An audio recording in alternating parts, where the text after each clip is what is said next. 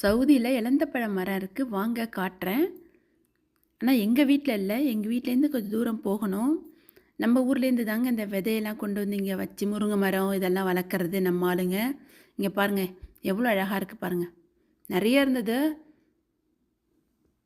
முதல்ல நாங்கள் ஒரு முறை பறித்து நாங்கள் சாப்பிட்டோம். இப்போ 2வது முறை பறிக்க வந்திருக்கிறோம். நம்ம ஊர் மாதிரியே டேஸ்ட்டாகவும் நல்லா இருந்ததுங்க. பெருசு பெருசாக வர இருந்தது.